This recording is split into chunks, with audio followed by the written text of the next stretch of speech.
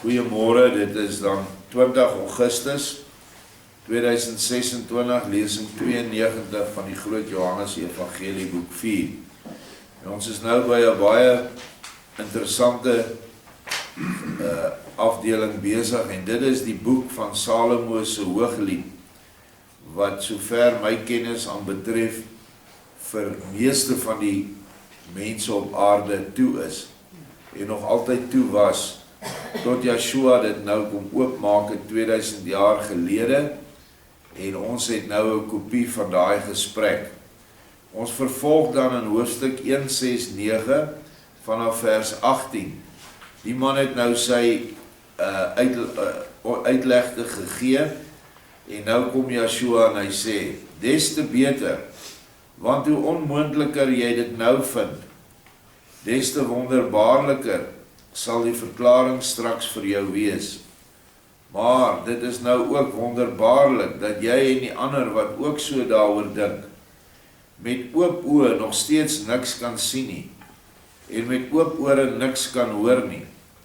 Maar kom ons laat dit daar, omdat jy so bekend is met Hooglied, kan jy na die 2 verse ook die derde ook nog opsê. Dan kan ek dadelik die raaisel wat vir jou so onoplosbaar is, tot jou volle tevredenheid oplos. Simon sê, o wee, die 3de vers ook nog. Vir u, o meester, doen ek met liefde alles wat u van my verlang. Maar ek kan nie verseker dat my maag andersins byna daarvan omdraai. Die 3de vers is eers regte wartaal. As ek my dit goed herinner, lei die beroemde 3de vers ongeveer so. Trek my agter jou aan, dan loop ons. Die koning lei my sy vertrek binne. Ons verheug ons en is bly oor jou. Ons dink meer aan jou liefde as aan jou wyn. Die godvrugtige vromes hou van jou. Dit is dan dit. Wie dit kan verwerk, verwerk dit.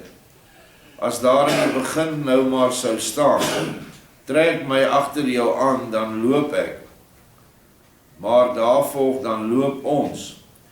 Wie is die een wat voorgetrek wil word, en wie vervolgens die ons wat loop? Die koning lei my sy vertrek binne. Watter koning dan? Die ewige of die een of ander tydelike en wêreldse? Die sin is andersins nog een van die beste. Ons verheug ons en is bly oor jou. Hier sou ek graag wou weet wie die ons is en oor wie hulle bly is.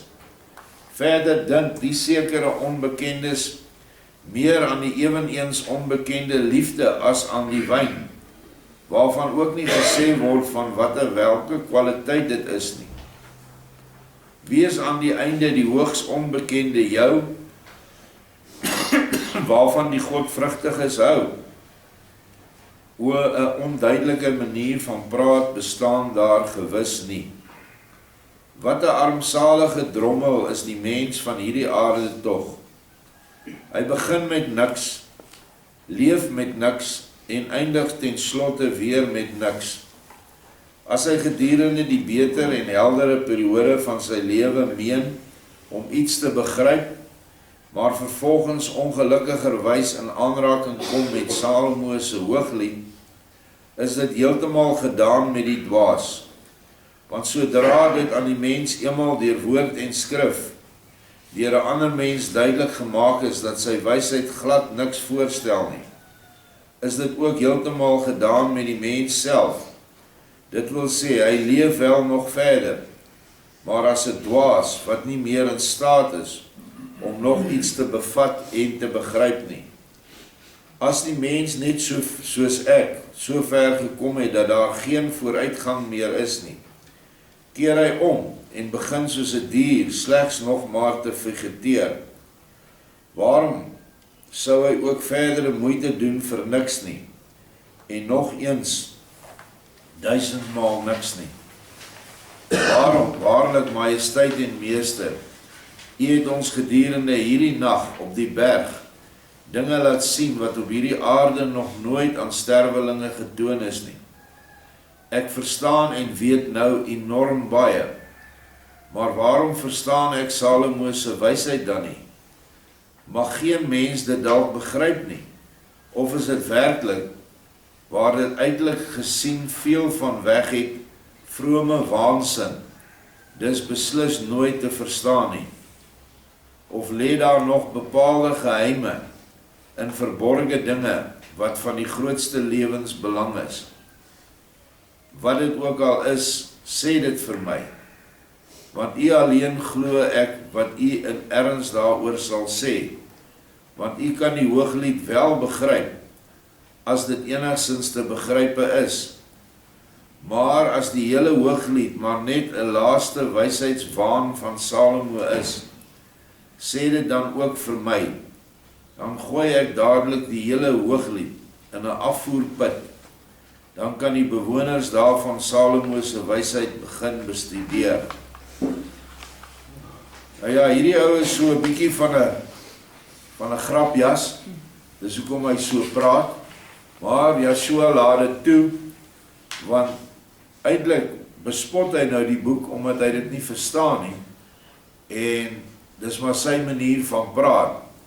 Nou kom ons luister wat Joshua nou sê van Hooglied, en die opskrif van hoofstuk 170 is nou die sleutel tot die verstaan van Hooglied. Joshua sê vir hom, vriend, jy dryf die grap wel baie ver. Daarom sal ek nou dieselfde aan jou wou sê, wat 'n beroemde skilder eens aan 'n skoenmaker gesê het. Maar dit kan by jou nog nie anders wees nie, want volgens Salomo het immers alles sy regte tyd op hierdie aarde. Maar bedaar nou eers en toon baie goeie wil, dan sal jy 'n nadere uitleg kry oor Salomo se Hooglied, en oor die wyse waarop dit volledig ooreenstem met my kort aanmaning op die berg. Nou ja, hy sê nie wat het die skilder vir die skoenmaker gesê nie, maar ons het so 'n spreekwoord. Skoenmaker hou jou by jou lees. Bedoeling, die lees is waarop hy 'n skoen maak, is nie by die lees van boeke nie. En dit is wat hy vir hierdie ou wou sê, maar kom, ons gaan verder, want jy het nog nie lig nie. Salomo het in sy Hooglied, maar met allerlei beelde, wat vol geestelike simboliek is, my huidige bestaan, profeties van daad tot daad, van plek tot plek, en met alle gevolge vir die mense beskryf. Sy onderwerp is alleen ek, Joshua. Hy en jy, hom en ek verwys almal na my. Die een wat deur Salomo met my praat, is sy eie gees, in die enkelvoud, en in die meervoud is dit die geeste van die volk, wat hulle in 'n sekere sin vir een en dieselfde doel in Salomo se konings en heersers gees verenig, en op die wyse een morele persoon voorstel. Nou in ons opset is dit dan die gees van die volk, die gees van waarheid, want ons is nou nie in Salomo se tyd nie, ons is nou in Joshua se tyd, en sy gees het hy reeds vir ons uitgestort, wat dan hier beskryf word deur 'n vroulike wese, wat heeltyd met die manlike, wie nou duidelik gesê word, dit is Joshua, kommunikeer en selfs kusse uitreël, soene uitruil. En dit is geestelik vir ons, moet ons dit verklaar, en nie fisies nie. Maar elkeen van ons wat Joshua liefhet, is gevul met sy liefdeswaarheidsgees. En nou kom ons lees hoe Joshua dit verduidelik, dan sal hierdie boek ook nie meer vir jou onduidelik wees nie. Ons gaan verder. Vers 3. Daar waar staan, laat hy my met die kus van sy mond kus, beteken dit so ongeveer, laat die meester met sy waaragtige eie mond met my Salomo praat, en deur my tot die volk Israel, en so tot alle mense van die aarde. Laat die meester geen woorde van pure wysheid meer tot my spreek nie, maar woorde van liefde, van lewe. Want 'n woord van liefde is 'n ware kus van Elohim se mond op die hart van die mens. En daarom sê Salomo, laat hy my met die kus van sy mond kus. Nou hier is 'n groot sleutel vir ons om hierdie stuk te verstaan. Dat die kus van die mond of die soen van die mond is 'n woord van liefde op elkeen van ons se harte.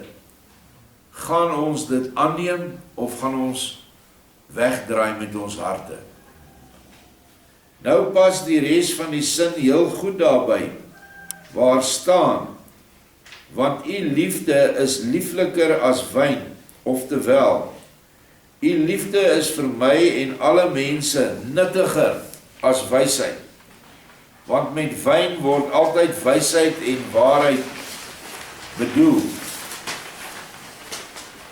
Dat Salomo in die eerste sin waarin hy vir iets vra, naamlik om die woord van liefde, my nog in die derde persoon aanroep, beteken dat hy deur wysheid alleen nog ver van my afstaan, maar deur die tweede persoon in die res van die sin, waar die rede van die vraag uit die eerste deel uitgespreek word, laat Salomo reeds sien, dat hy nader aan Elohim kom op die weg van die liefde, as op die weg van suiwer wysheid.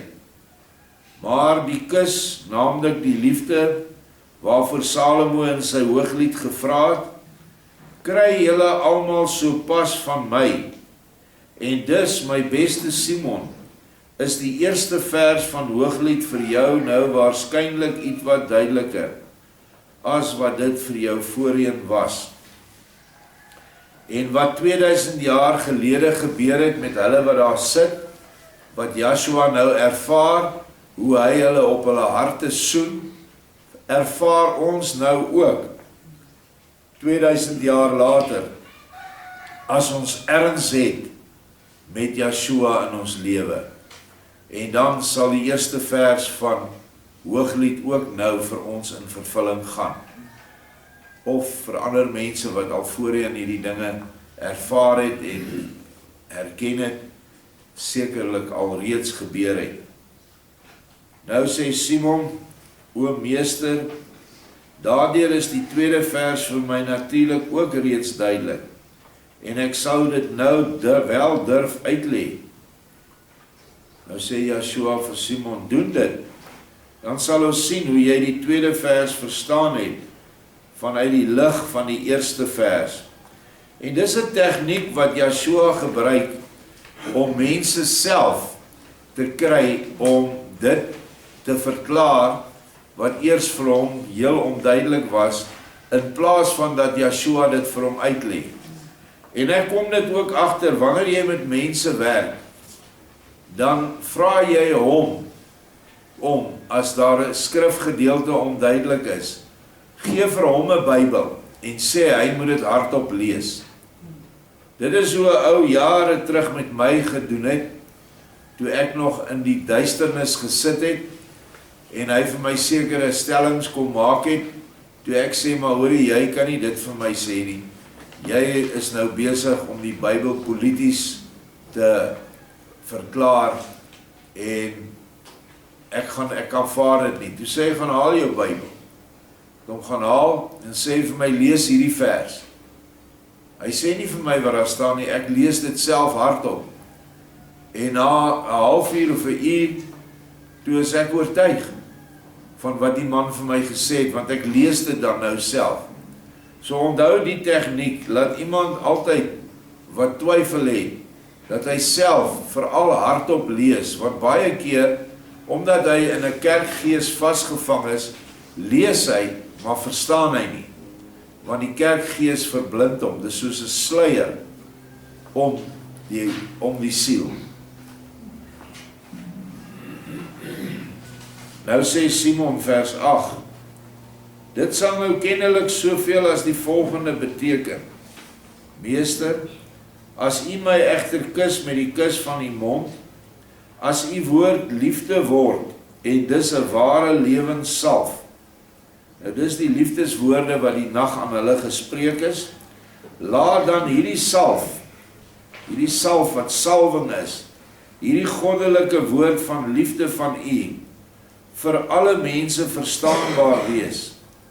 Want ook in die gewone taal gebruik mens dikwels die suurlike ryk in plaas van verstaan. Mense sê dikwels, jy kan toch wel ryk wat dit beteken. Of, hy het die braaivleis of die salf geryk. Nou is u, o meester, hier by ons, soos wat Salomo in die eerste vers vra. Ons het u naam, u gewyde woord van liefde, wat baie kosbaarder is as Salomo se suiwer wysheid. Ons het nou die vir ons uitgegote salf, u naam, u liefde, u gewyde lewenswoord verstaanbaar aan almal van ons. En so gaan daai eerste 2 verse nou in vervulling van Hooglied. En dit is 'n redelike klag teen die mense wat nie Yeshua sien as die vleesgeworde Vader in die hemel nie. Want hierdie verse vertel dit ook. Waar Salomo in die vorige bedeling, in die Levitiese bedeling, wel kommunikasie gehad het met die wysheidsgees en geweldige wyshede vir ons neergepen het, kom Yeshua nou, Jahwe in die vlees, en gee hy vir ons verstaanbaar die liefde boodskap weer.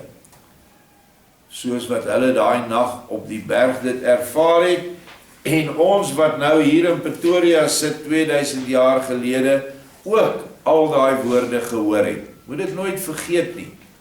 Hy het ons ook gekus, met sy mond, met sy woord op ons hart gedruk.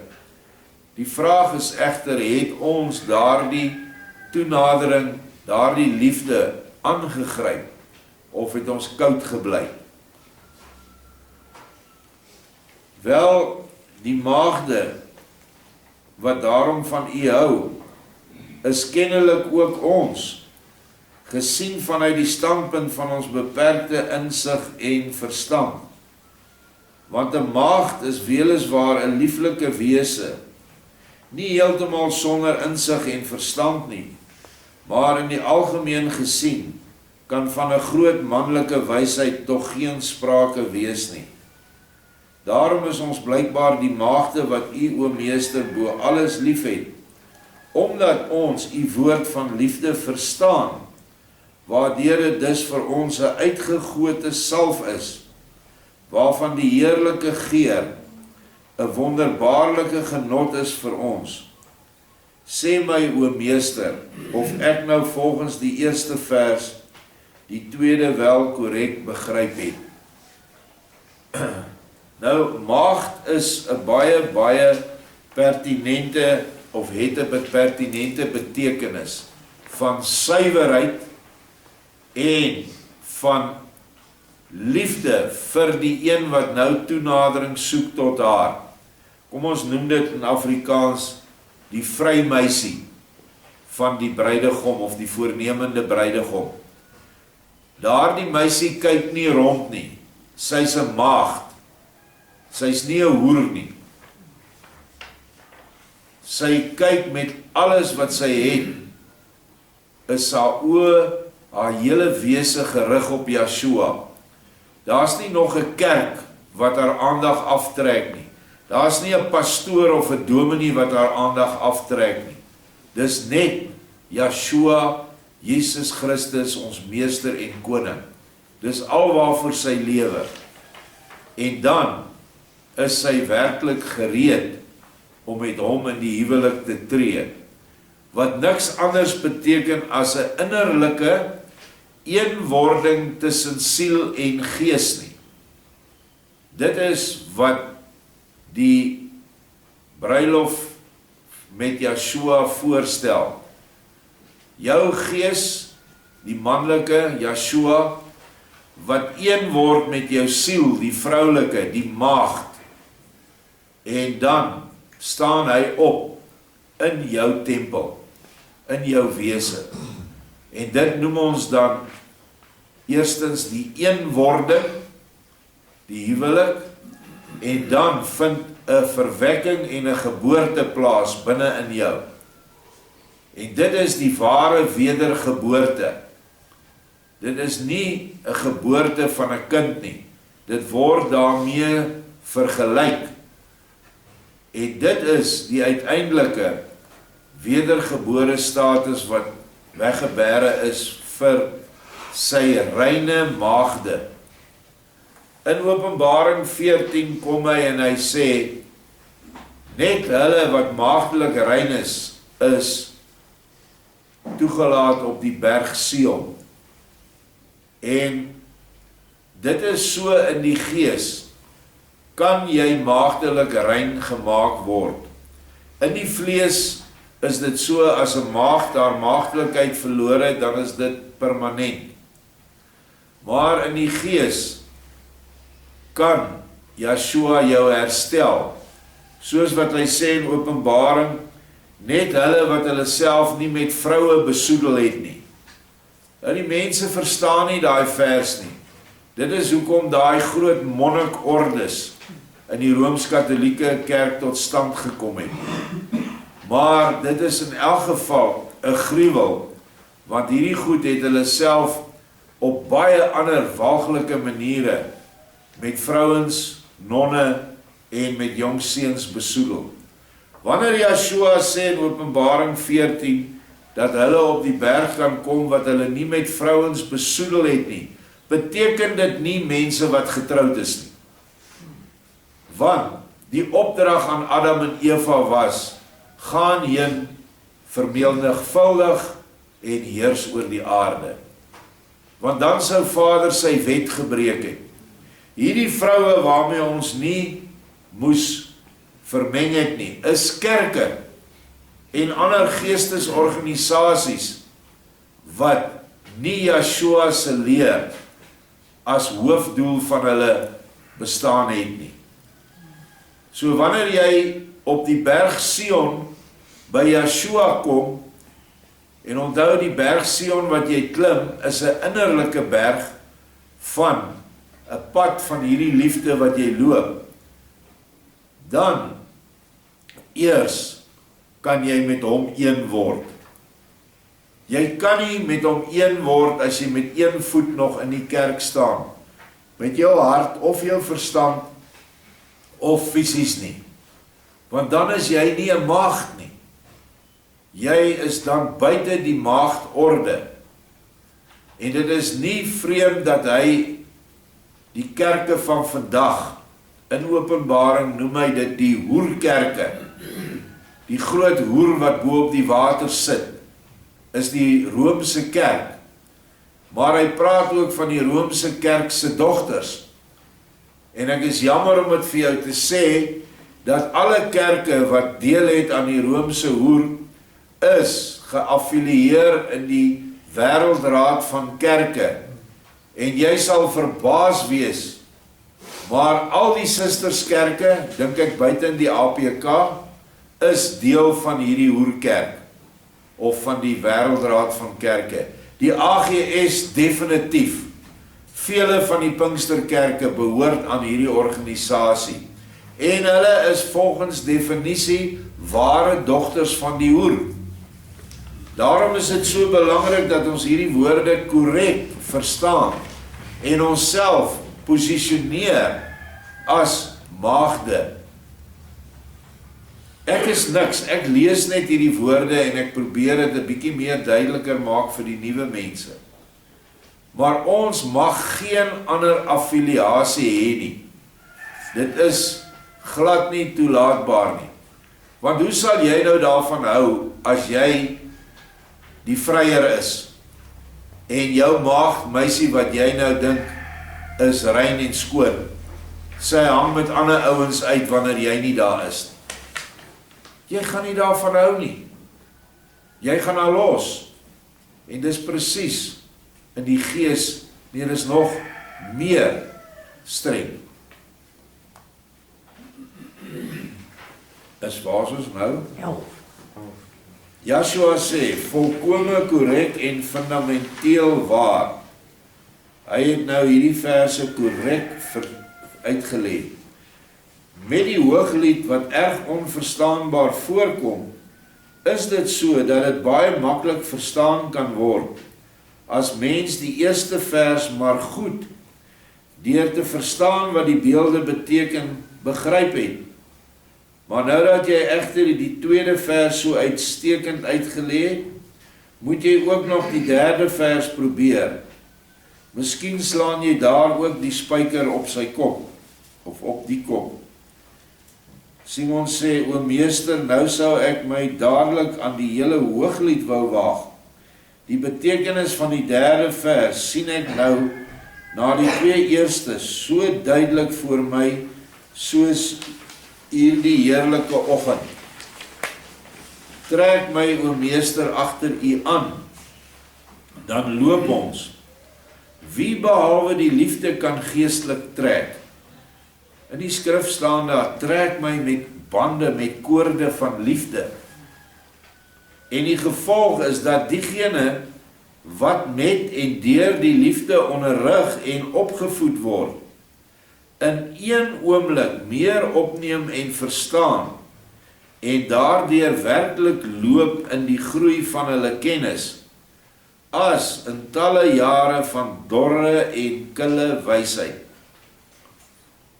Die enkelvoudige persoon in die eerste sin is dus slegs 'n morele persoon, en hy verskyn in die laaste deel van die tweede sin, verdeel oor 'n veelvoud wat voorlopig kennelik nog gevorm word deur ons, en vervolgens deur geheel Israel, en uiteindelik selfs deur alles wat op die hele aarde mens heet.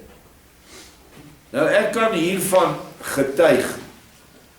My tyd voordat ek blootgestel was aan waarheid, wat ek net te verduidelik die ou wat na my toe gekom het.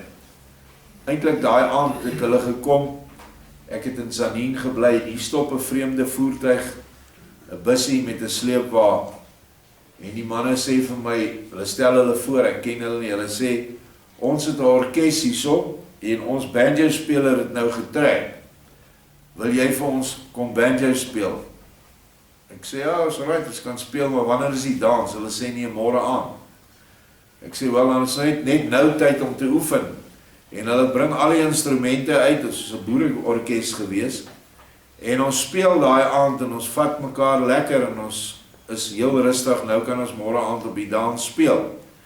En toe ons nou rustig raak en stil sit, toe vra die ou vir my 'n paar vrae, en dis toe ek sê, maar ek verstaan nie. En toe het hy vir my 'n klomp verse laat lees, en ek het toe daar 'n ander pad begin loop. Die onverstaanbaarheid van die woord, van die Bybel, het onmiddellik daar vir my lig gebring, want hy het vir my identiteit verduidelik, en hy het vir my die ware name van ons Vader en van ons Seun, het hy vir my deurgegee. En ek het nie 'n weerstand daarin gehad nie, ek het dit dadelik opgeneem.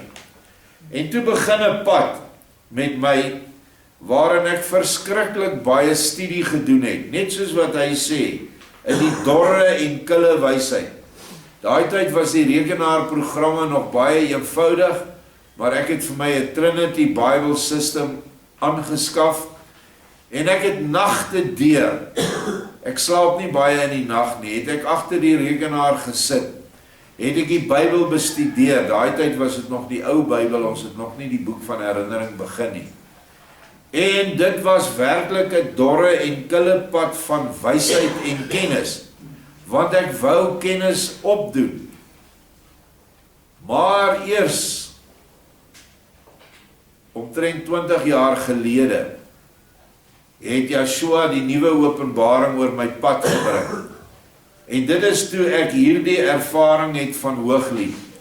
Toe leer Joshua myself. En dit was 'n wonderbaarlike gevoel.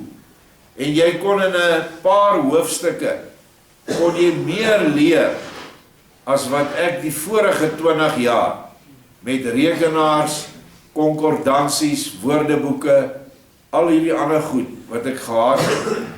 Hy maak die pad van die liefde vir jou oop, en die liefde breek die skrif van self oop, en dan word dit baie makliker. So ek wil regtig vir elkeen aanbeveel, maak hierdie woorde van hierdie nuwe openbaring wat ons elke oggend behandel, selfs dit wat Karen nou behandel, die woorde deur Bertha dan, maak dit jou eie, want dit is die hoogste liefdeswoorde. Dit is kusse, soene van die Vader, Yeshua, Meester, op ons harte. En dit vul jou hart met daai salwing, daai welriekende salf wat hy hiervan praat. En nou kan jy die hele skrif in 'n baie kort tyd sal jy dit kan begryp. Dis vers 15. 14. Die koning, die ewige, die gewyde, lei my, is nou Simon, en ons almal, nou natuurlik die gewyde en stralende liefdes en lewenskamer van sy gewyde Vaderhart binne.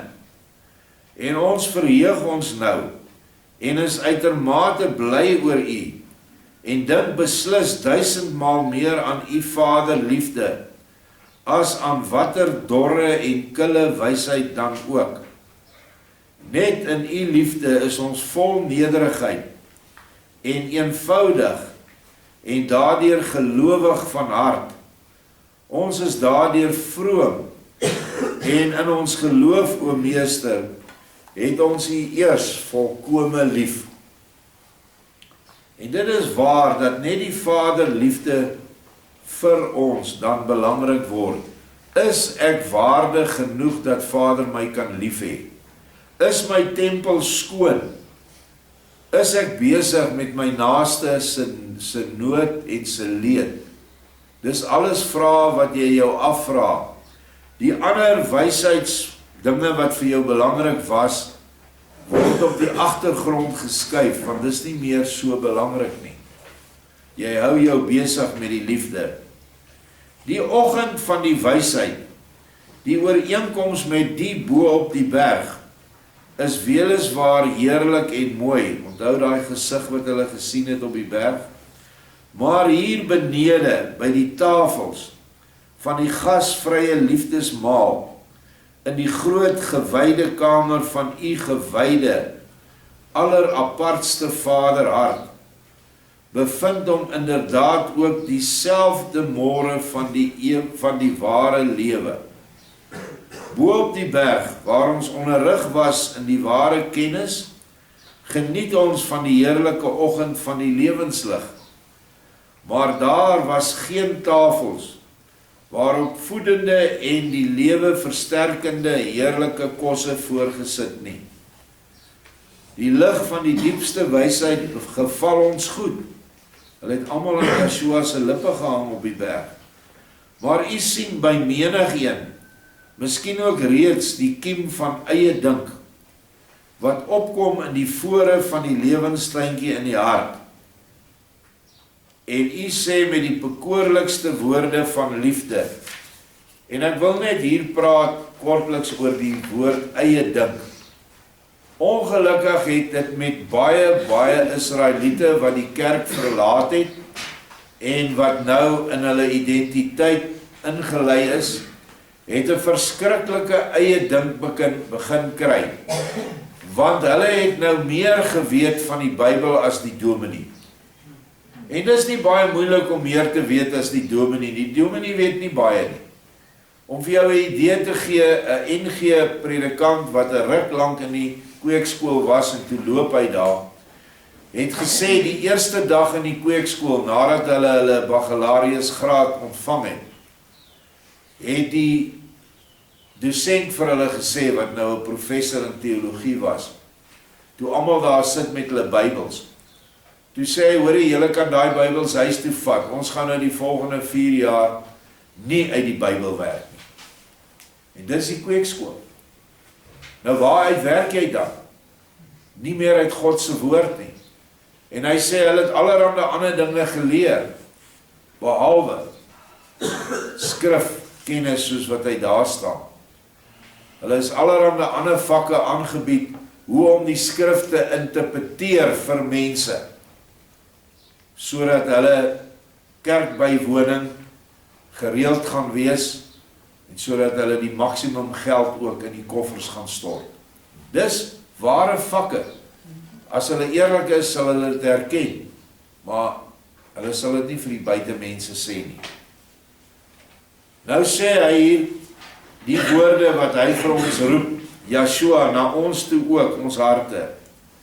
Kindertjies, benede in die diepte van die nederigheid, vind jy dieselfde oggend, as julle die kort paadjie afleef van die hoogte van eie dink af, wat gewoonlik 'n gevolg is van groot suiwer wysheid, na die deemoedige diepte van die liefde, geniet julle dieselfde stralende oggend, en benede in die diepte van die liefde, vind jy hom net soos hier, en daar geniet jy hom dubbel, want daar is nie net dieselfde lig nie, maar in die liefde en die nederigheid, bevind hom ook, die bron van die lig en die liefdeslewe. Benede staan die voltafels tot versterking, voeding en instandhouding van die lewe in al sy fasette. Wat was hierdie mense se hoofsaaklike voeding? Was brood, sout, wyn en visse. Dis was waaruit hulle oggendete bestaan het hoofsaaklik. Of daar ander goed by was, eiers en ander vleisgeregte en vrugte, dit kan ek nie sê ja of nee nie. Maar dit is goed wat 'n geestelike betekenis het. Die brood is die woord van Yeshua, die wyn is sy liefde en wysheid en waarheid wat hy vir ons gee vanuit die liefde, en die visse is jou medemens wat jy na die ware maaltyd met Yeshua moet nader bring. Jy en ek moet ons nette uitgooi in hierdie wêreld see en mense nader trek, soos wat ons vanoggend hier sit as 'n groot net in hierdie kamer, moet hierdie visse na Yeshua toe kom. En wanneer Johannes en sy ander disippels die net nader trek, sê Yeshua vir hom, selekteer die goeies en gooi die slegtes terug. Net die eetbare visse wil hy hê. En jy self bepaal of jy 'n eetbare vis is, of hy jou kan geniet saam as 'n liefdesmaaltyd. Maar die slegtes wat hom nie wil hê nie, gooi hulle uit. Niemand gaan iemand dwing nie. O meester, daarin het u ons deur die ware kus van u gewyde mond getrek, en ons het toe nie meer gehuiwer nie, maar het agter u aangeloop, en het u nou lief, as u egte gelowiges, wat in alle liefde en nederigheid glo. Meester, ek het die geheel nou goed verstaan en weergegee, en die innerlike betekenis van die aanmaning wat u op die berg uitgespreek het, ontdek. Onthou nou, hierdie Simeon wat nou so pragtige uitleg vir ons gee, was nie genee om te saam met Yeshua te eet toe hy hulle uitnooi nie. Om een of ander rede het hulle sleg gevoel, hulle het goed gesê, wat hulle sê skadelik was vir teenoor Yeshua, en hulle het toe onderneem om nie te eet daai dag nie. Hulle is terug die berg op.